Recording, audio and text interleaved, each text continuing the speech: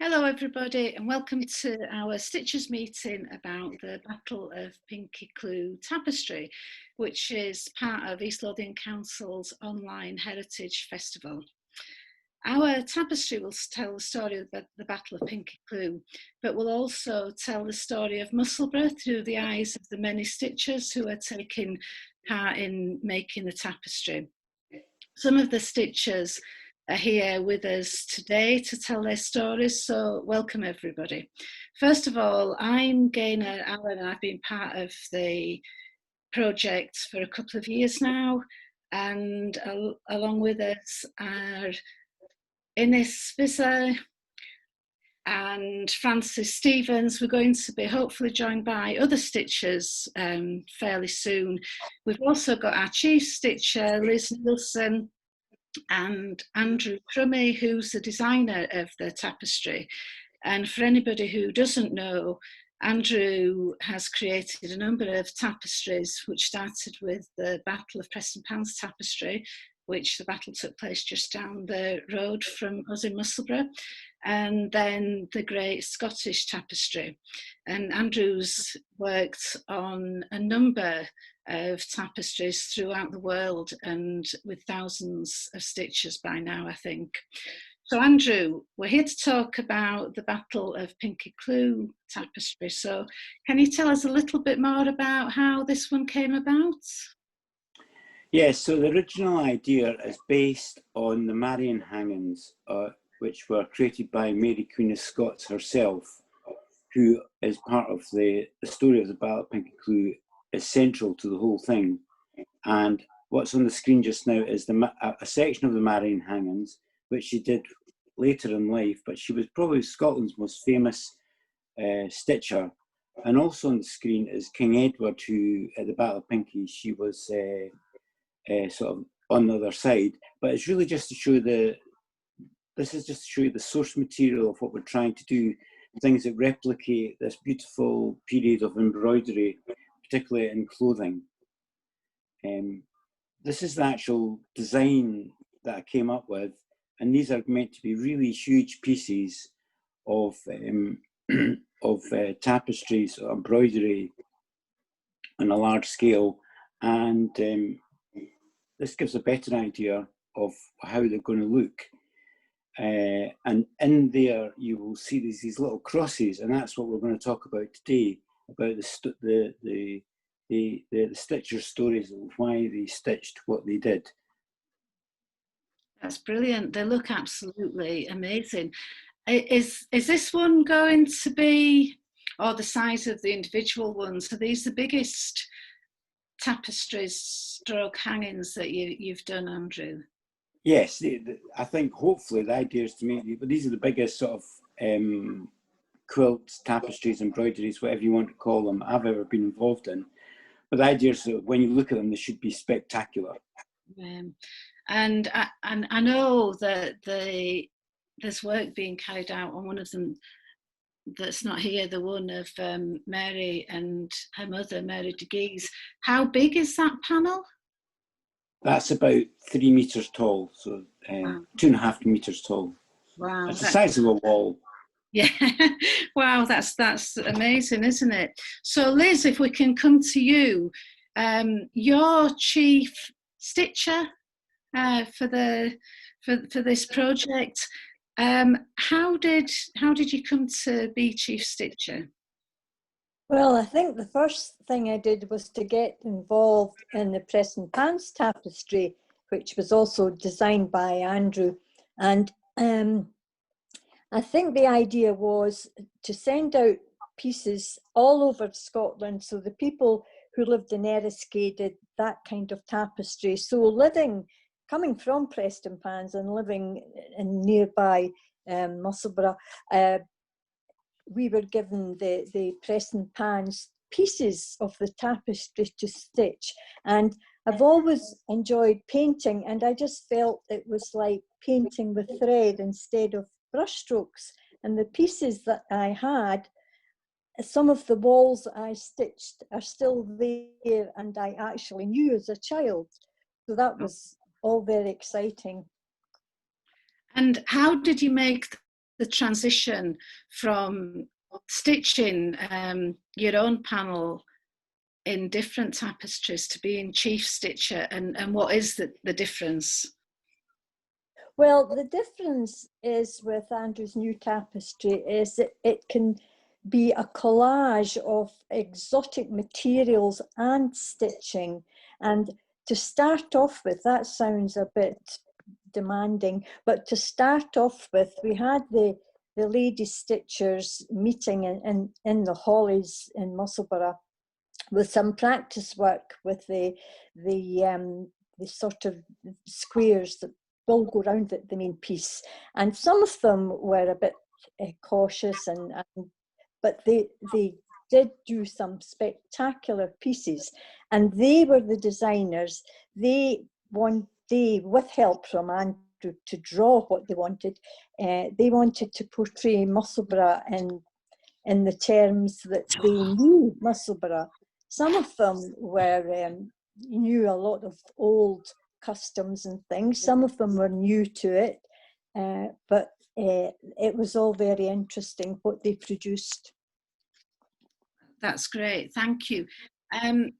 Frances, can we come on to you? I think we've got your that's... No, that's not mine. That's mine. Yes. So that's yes. yours. Yes. Oh. Well, how did you get involved? Well, I've always loved stitching and textile art, and I did get involved with the Preston Pans Tapestry and the Great Tapestry of Scotland. So, of course, I had to join in with this one. It's so beautiful. It's so beautiful. So, how did you choose what you were going to stitch? So my theme is Musselburgh, the river flowing through the town. Just a very simple scene of the riverbank with the flower beds and the canna lilies and East Side West, and these beautiful Canada geese, just beautiful shapes and so typical of the birds in Musselburgh. And then to complement that, I've done some seabirds for the little roundels that are going to go around the sides. And have you been stitching quite a bit during lockdown? Not so very much. The gardening has taken over. But no, I'm working on this last little roundel, which is going to be a curlew. It's absolutely exquisite, Frances. It's really, really beautiful. And have you any more plans to do another one of the crosses when you've finished? I don't know. I haven't really thought that far ahead. maybe you'll need a break, because I mean there is hours and hours of work there. It's so lovely. The big hangings have got interesting, different sorts of stitchings to do. So I'm sure we'll get involved with that. Yeah, that sounds great. That sounds great. And hello, Ines. Hello. So you have done something completely different. So do you want to tell us about your panel? Yeah, this panel is the building that I live in, which is known as the Red House, and getting involved in the Battle of Pinkie Tapestry and the idea of stitching your own impressions of the town was an opportunity for me to really thoroughly research this building, because when I tell people that I live there, all I get is, oh, the bad boys were put there, which is not true. And it's got a bit of a history that's negative, and nobody really knew when the building had been first built and who by. And I was just very lucky that my brother-in-law was able to get me some of the Sacian research on it, and then when I went with that information, a young man in the records office lived in Musselburgh, so he bent over backwards And you'll see that it was built for Alexander Taylor, who was advocate to the Treasury, which is not really been known about the building as such. But I'm not a stitcher, and you can see that my stitching is a bit naive in comparison to the other people. But I just love being part of a big community project. I was blown away by the Great Tapestry of Scotland, and when I saw where everybody had stitched and how many people were involved, I thought, this is something I've got to be involved in. What a wonderful opportunity it is. And how much stitching experience have you had before? Of this kind of stitching, nothing. It was a baptism of fire. I just threw myself in at the deep end, got a couple of little books that explain some of the stitches. But to be honest with you, I think there's more Inez's new invention of stitches than there are sort of conventional stitches in that lot. Well, that's no bad thing. That's a really good thing. And have you been going, I know Liz has organised meetings for the stitchers on a Saturday morning. Have you been to quite a few of those? Yes, and I really love that Saturday morning. It's just a grand opportunity to meet some of my neighbours who happen to be in the project, but also other people. I've gotten to know people in the community, and it's a wonderful way to learn all the things that are happening. You just stitch, and so much as information was about the connectivity of the project. I know it has. It's been great, and we'll maybe try and do some Zoom meetings to connect with more stitchers, and even some more films like this. So thank you. That's really, really great. And if it's okay, Andrew, can we see Liz's panel that she did? But as well as being chief stitcher, you've also had time, or you've made the time to do some of your own sewing as well. So Liz, do you want to tell us, this is, again, it's a different theme. Do you want to tell us something about it?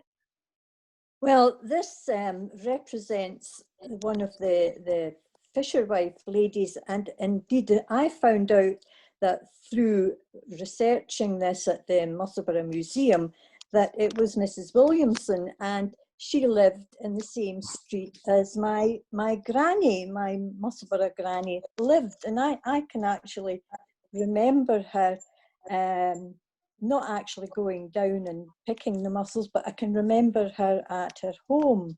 So that was really quite interesting to do. And that's why I did that one, representing the tough women of Musselburgh. I love how you call her your Musselburgh granny. That's brilliant.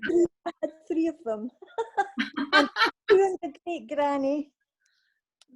I've been looking in the bottom right-hand corner, Inky Pinky. Yes. What does that mean? Inky Pinky Fingery Fel Del Domini.